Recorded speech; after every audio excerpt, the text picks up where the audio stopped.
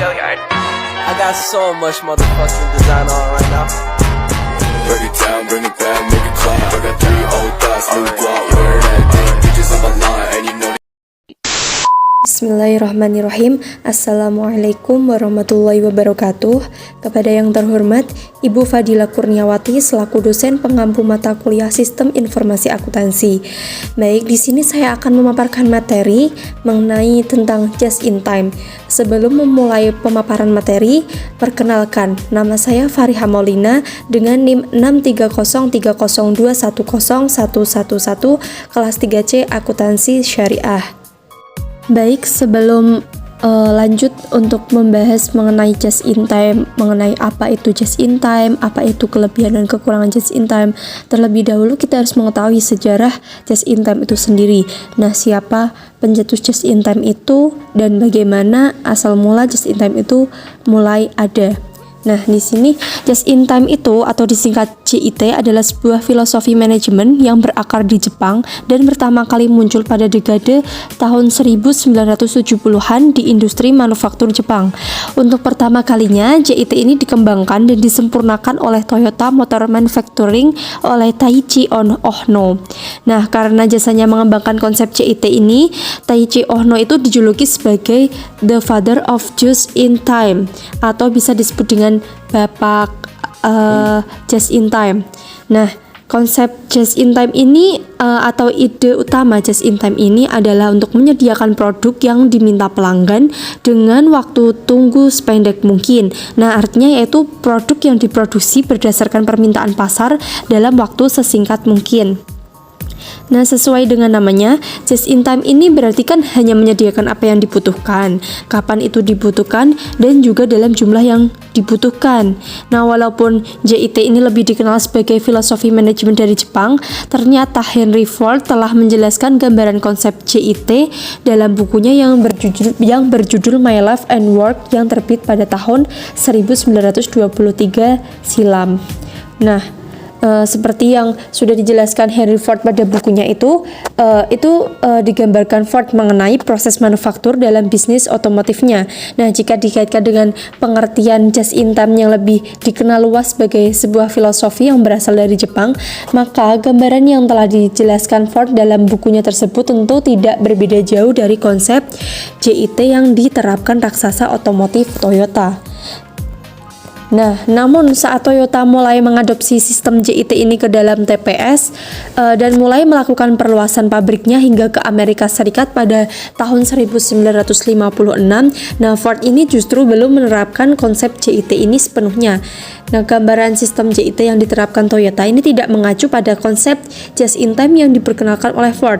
Justru Piggly Wiggly, sebuah toko swalayanlah yang pertama kali menunjukkan konsep JIT ini kepada Toyota sehingga menginspirasi perusahaan otomotif itu untuk menerapkan dan memodifikasi konsep JIT dalam sistem mereka. Nah, untuk modifikasi konsep JIT oleh Toyota ini berhasil mendapatkan hasil yang lebih memuaskan dengan berfokus pada memperbaiki kelemahan-kelemahan yang ada.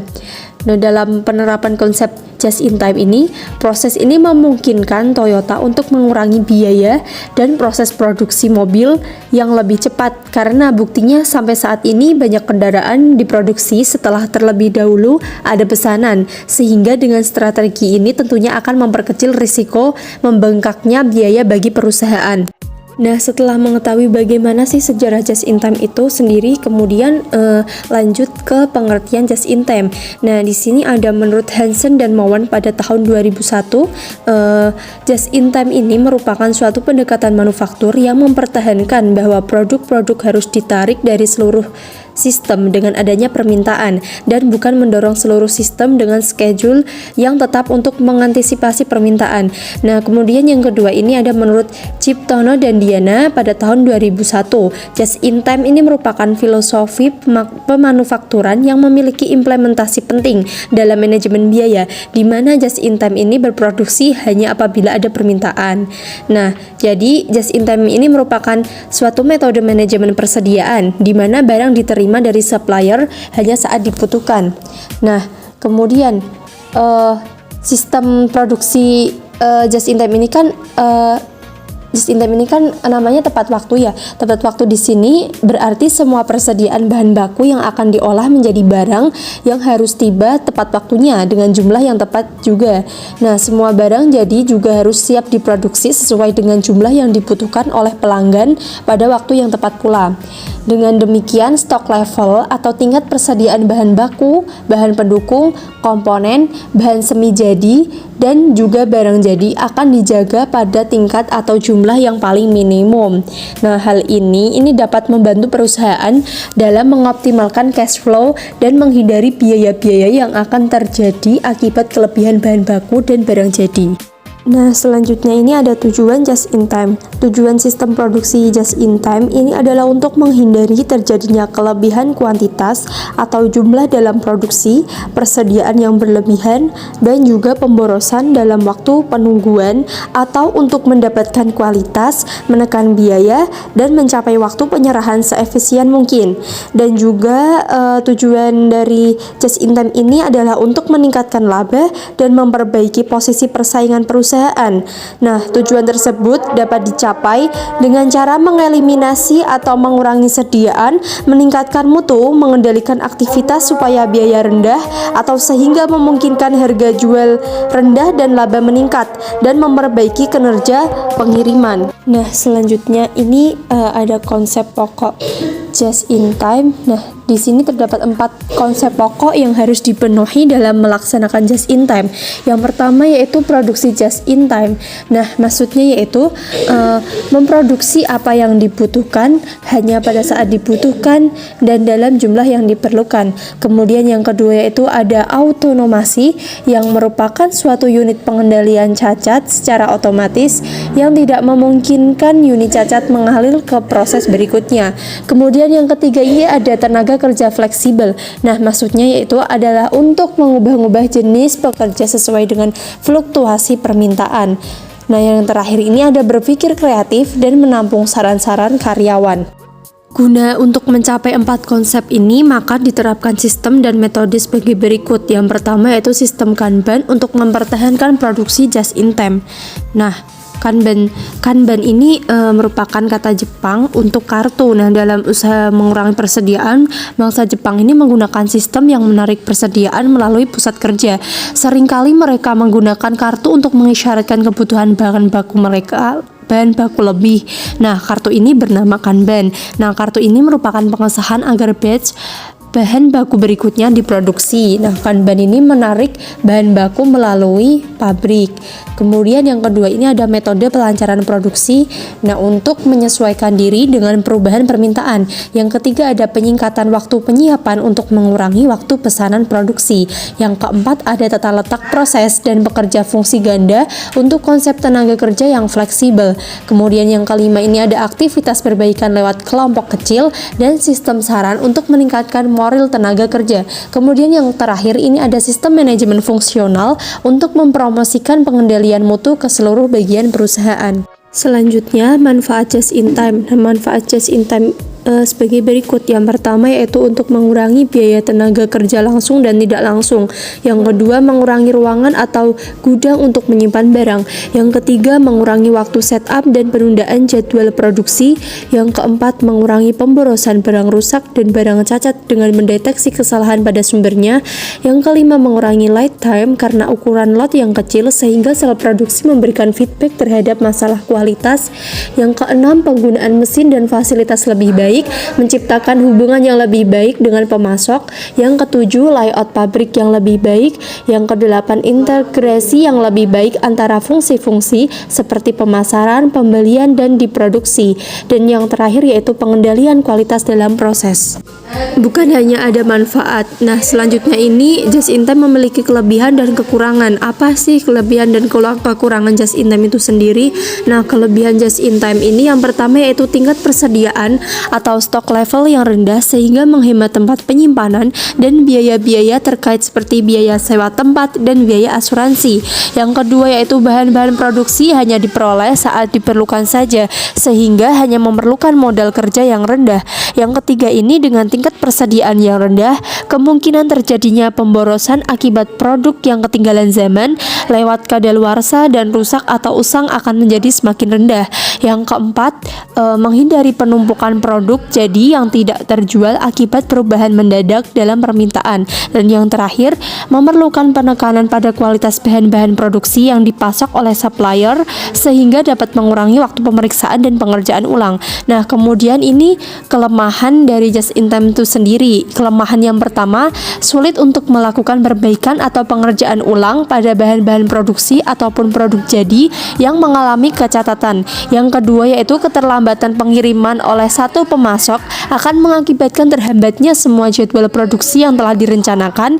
Yang ketiga yaitu biaya transaksi akan relatif tinggi akibat frekuensi transaksi yang tinggi. Dan yang terakhir, perusahaan manufacturing yang bersangkutan akan sulit untuk memenuhi permintaan yang mendadak tinggi karena pada kenyataannya tidak ada produk jadi yang lebih. Just in time pembelian. Nah, pembelian just in time ini merupakan sistem pembelian barang berdasarkan tarikan permintaan sehingga barang yang dibeli dapat diterima tepat waktu, tepat jumlah, bermutu tinggi dan berharga murah. Nah, berdasarkan sistem tarikan, barang yang diterima dari pembelian segera digunakan untuk memenuhi permintaan produksi pada perusahaan manufaktur. Dengan demikian, barang tersebut tidak perlu disimpan di gudang sehingga tercapai sediaan nol. Nah, cara untuk mengurangi waktu dan biaya dalam aktivitas pembelian just in time yang pertama yaitu mengurangi jumlah pemasok, yang kedua mengurangi atau mengeliminasi waktu dan biaya negosiasi dengan pemasok, yang ketiga memiliki konsumen dengan program pembelian yang mapan, yang keempat mengeliminasi atau mengurangi aktivitas dan biaya yang tidak bernilai tambah, dan yang terakhir yaitu mengurangi waktu dan biaya untuk program pemeriksaan mutu.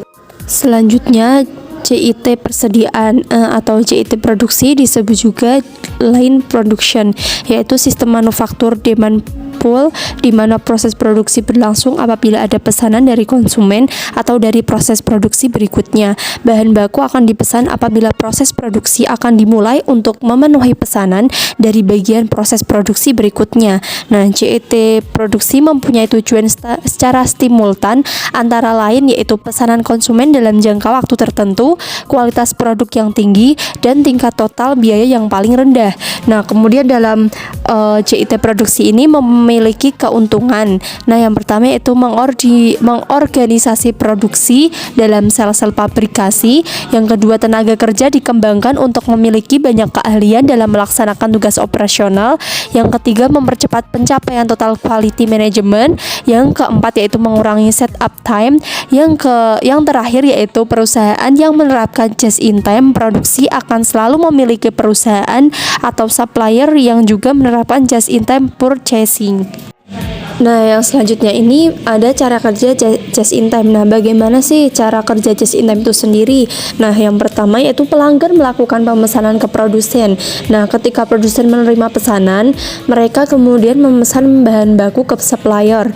Nah, setelah supplier menerima pesanan, mereka mengirimkan bahan baku yang dibutuhkan ke produsen. Nah, bahan baku yang telah diterima produsen kemudian diproses dan dijual ke pelanggan. Selanjutnya, penerapan sistem just in time di pabrik-pabrik Toyota. Nah, penerapan just in time di pabrik Toyota ini memiliki prinsip bahwa just in time berarti membuat hanya yang dibutuhkan ketika dibutuhkan dan dalam jumlah yang dibutuhkan. Nah, misalnya secara efisien menghasilkan sejumlah besar mobil yang dapat terdiri dari sekitar 30.000 komponen. Perlu untuk membuat rencana produksi rinci yang meliputi bagian pengadaan, menyediakan apa yang dibutuhkan ketika dibutuhkan dan dalam jumlah yang dibutuhkan sesuai dengan rencana produksi. Ini dapat menghilangkan pemborosan atau kesia-siaan. Ini konsistensi dan persyaratan yang tidak masuk akal sehingga meningkatkan produktivitas. Nah, just in time pada pabrik-pabrik Toyota memiliki nama sendiri yakni dengan nama Toyota Production System atau biasa disingkat dengan TPS. Nah, TPS ini mengendalikan produksi dengan sistem Kanban yang memainkan pemesan secara integral. Sistem Kanban juga telah disebut metode supermarket karena ide dibalik itu dipinjam dari supermarket. Nah, supermarket menggunakan kartu kontrol produk di mana informasi yang terkait dengan produk seperti produk nama, kode, dan lokasi penyimpanan dimasukkan. Karena Toyota memiliki tanda Kanban untuk digunakan dalam proses produksi mereka, metode yang kemudian disebut sistem Kanban. Di Toyota, ketika proses mengacu pada proses sebelumnya untuk mengambil bagian, menggunakan Kanban untuk berkomunikasi bagian mana yang telah digunakan. Supermarket hanya menyediakan persediaan yang dibutuhkan oleh pelanggan hanya sesuai dengan jumlah yang dibutuhkan dan memiliki semua item yang tersedia untuk dijual pada pelanggan pada waktu tertentu juga. Nah, pada Toyota Production System, penghapusan kesisa-sisaan dinamakan dengan penghapusan limbah. Nah, pada awalnya filosofi tersebut dinamakan dengan penghapusan lengkap semua limbah dari semua aspek produksi dalam mengejar metode yang paling efisien seperti mesin yang diciptakan pada awal-awal produksi Toyota, yakni mesin tenun otomatis Sakichi Toyoda TPS diuji dan dicoba selama bertahun-tahun untuk meningkatkan efisiensi didasarkan pada konsep just in time dikembangkan oleh Kiichiro Toyoda, pendiri dan presiden kedua dari Toyota Motor Corporation. Limbah dapat bermanifestasi sebagai kelebihan persediaan, penambahan proses, dan produk-produk yang cacat. Jika sampah tersebut dibiarkan dan dijumlahkan masing-masing di mana terbentuk sampah tersebut, maka pada akhirnya berdampak pada pengelolaan korporasi itu sendiri. Nah, Kiichiro Toyoda yang mewarisi filosofi ini berangkat untuk mewujudkan keyakinannya bahwa kondisi ideal untuk membuat hal-hal yang dibuat ketika mesin, fasilitas, dan orang-orang bekerja sama untuk menambah nilai tanpa menghasilkan limbah apapun. Dengan demikian, metode dan teknik ini sehingga dapat menghilangkan limbah antar proses. Hasilnya adalah just in time. Nah, selanjutnya ini juga ada tujuan just in time, tapi menurut Monden, tujuan just in time untuk perusahaan Toyota. Nah, yang pertama yaitu laba lewat pengurangan biaya. Nah, sistem produksi Toyota adalah suatu metode ampuh untuk membuat produk karena sistem ini merupakan alat efektif untuk menghasilkan tujuan akhir laba. Untuk mencapai tujuan sistem produksi Toyota ini, maka dilakukan pengurangan biaya atau perbaikan produktivitas. Kemudian yang kedua yaitu menghilangkan produksi berlebihan. Nah, pertimbangan utama bagi sistem produksi Toyota adalah pengurangan biaya dengan cara menghapuskan pemborosan. Nah, ada 4 jenis pemborosan dalam operasi produksi. Yang pertama yaitu sumber daya produksi terlalu banyak. Yang kedua, produksi berlebihan. Yang ketiga, persediaan terlalu banyak. Kemudian yang terakhir yaitu investasi modal yang tak perlu. Nah, kemudian tujuan yang terakhir ini ada pengendalian jumlah, jaminan mutu, dan menghormati kemanusiaan. Nah, yang terakhir ini ada manfaat penerapan just in time pada perusahaan Toyota. Nah, Toyota memperoleh berbagai macam manfaat dengan menerapkan just in time. Beberapa di antaranya yaitu yang pertama, seluruh sistem yang ada dalam perusahaan dapat berjalan lebih efisien. Yang kedua, pabrik mengeluarkan biaya yang lebih sedikit untuk memperkerjakan para stafnya. Kemudian yang ketiga yaitu persediaan tidak perlu dicek, disimpan atau di-return kembali. Kemudian yang keempat, kertas kerja dapat lebih simpel. Yang kelima, penghematan yang telah dilakukan dapat digunakan untuk mendapat profit yang lebih tinggi, misalnya dengan mengadakan promosi tambahan. Kemudian yang keenam yaitu keterlacakan biaya. Kemudian yang ketujuh, keakuratan penentuan biaya produk. Yang kedelapan, mengeliminasi aktivitas tidak bernilai tambah. Yang kesembilan, meminimumkan persediaan. Kemudian yang ke-10, zero defect. Yang ke-11, mengurangi harga pokok produksi. Yang ke-12, menghemat biaya penyimpanan dan gudang. Yang ke-13, lifetime, waktu tunggu pemanufakturan. Yang ke-14, menghemat waktu perpindahan. Dan yang terakhir yaitu biaya mutu. Baik, demikianlah pemaparan materi yang dapat saya sampaikan. Apabila ada kekurangan ataupun kesalahan dalam penyampaian kalimat, saya mohon maaf. Sekian, wassalamualaikum warahmatullahi wabarakatuh.